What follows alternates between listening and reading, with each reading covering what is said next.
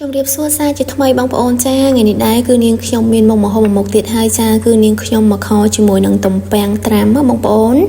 ta bóng ôn mà mơ pi bị thi thơ kho tầm bèn tram để niên trong ở ban thơ thay này từng ở kia cha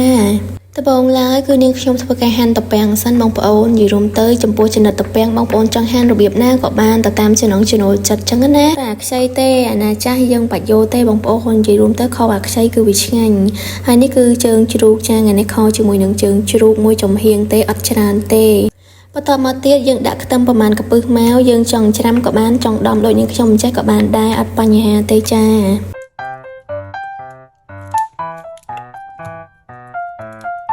ពួក ខ ជើង ជ្រូក នេះ ដែរ យើង ត្រូវ តែ ស្រោះ ជើង ជ្រូក ជា មុន សិន ណា មុន នឹង យើង យក ទៅ ខ ដើម្បី កុំ ឲ្យ មាន ជាតិ ឆ្អាប ចឹង ទៅ រយៈ ពេល នៃ ការ ស្រោះ គឺ យើង ស្រោះ 3 នាទី ទៅ 5 នាទី អី គឺ ប៉ុណ្្នឹង គឺ បាន ហើយ កុំ ដាក់ យូរ ពេក បងប្អូន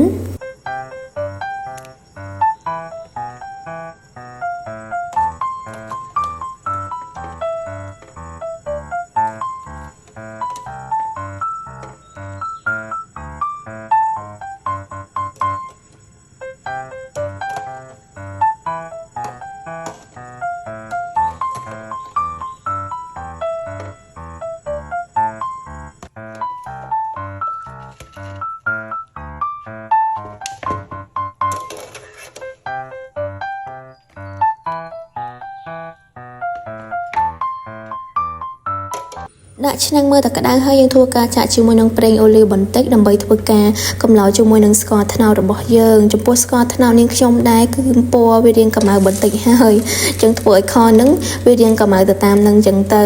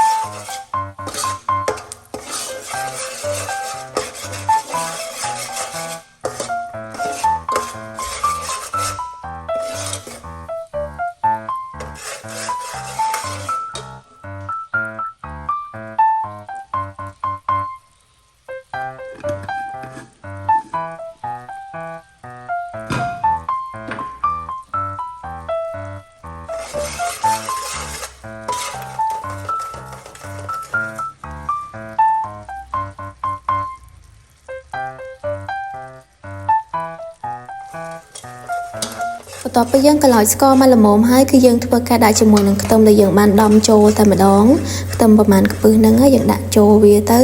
បងប្អូនចង់ច្រាំក៏បានដែរកាន់តែចូលជាតិឆ្ងាញ់កាន់តែឈ្ងុយចឹងទៅតែខ្ញុំខ្ជិលក៏ខ្ញុំដំចឹងទៅចាបន្ទាប់មកគឺនាងខ្ញុំថែមជាមួយនឹងម្រេចបន្តិចយីរួមទៅខជើងជ្រូកអត់ម្រេចអត់បានទេគឺតែឈ្ងុយយើងត្រូវដាក់ម្រេចចឹងណាតែតាមចំណង់ចំណូលចិត្តចឹងទៅបងប្អូនអត់ចូលចិត្តម្រេចទេក៏មិនបាច់ដាក់ទេហើយបន្ទាប់មកទៀតយើងធ្វើការដាក់ជាមួយនឹងជើងជ្រូកដែលយើងបានស្រោះបងប្អូនឃើញថាជើងជ្រូកដែលយើងបានស្រោះរួចហើយគឺមើលទៅសភាពគួរឲ្យចង់ញ៉ាំមែនទែនអត់មានឈាមលិលអីចឹងទៅគឺថាតំណងមែនទេបងប្អូនអើយ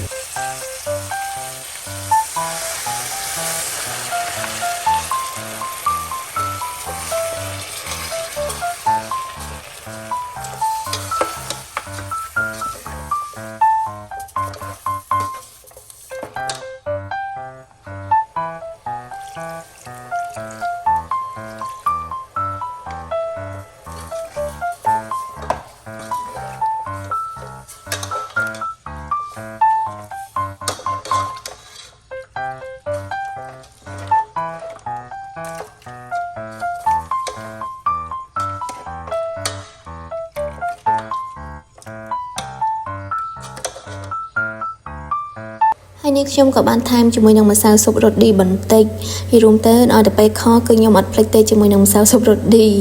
ហើយជាមួយនឹងប៊ីចេងបន្តិចក៏ដូចជាប្រេងខ្យងបន្តិចចឹងណាបងប្អូននិយាយរួមទៅបងប្អូនអត់ចង់ដាក់ប្រេងខ្យងក៏អត់បញ្ហាដែរប៉ុន្តែឲ្យទៅពេលខគឺនេះខ្ញុំចូលចិត្តដាក់ប្រេងខ្យងចឹងណានិយាយរួមទៅគឺជាទម្លាប់ក៏ដូចជាចំណង់ចំណូលចិត្តរបស់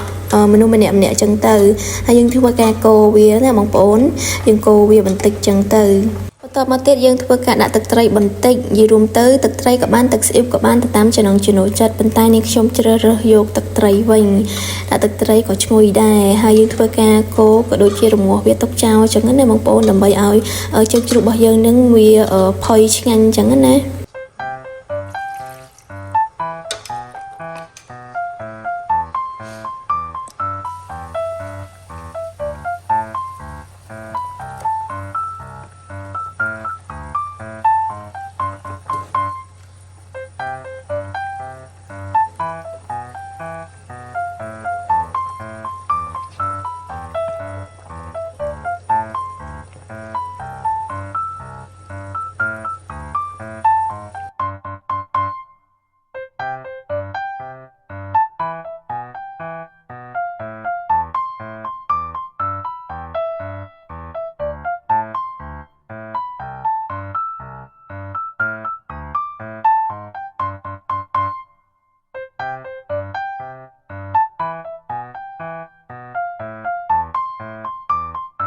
លើនេះខរបស់ខ្ញុំគឺរសជាតិឆ្ងាញ់ហើយក៏ផុយឆ្ងាញ់ដែរបន្ទាប់មកខ្ញុំធ្វើការចាក់ជាមួយនឹងត្រពាំងចូលហើយយើងរងាស់វាបន្តិចទៀតចឹងដើម្បីឲ្យត្រពាំងយើងនឹងវាចូលជាតិឆ្ងាញ់ដែរ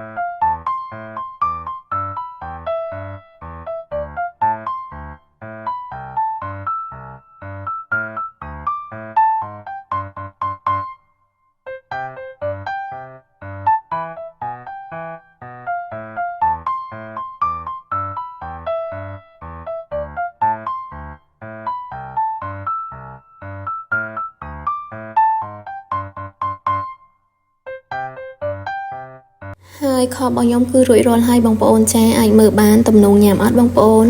ហើយវីដេអូនេះក៏មានតែប៉ុណ្្នេះទេបងប្អូនចាអញ្ចឹងកុំភ្លេចសាធ្វើតាមវិធីនេះទាំងអស់គ្នាណាចាអរគុណច្រើនបងប្អូនជម្រាបលាបងប្អូនទាំងអស់គ្នា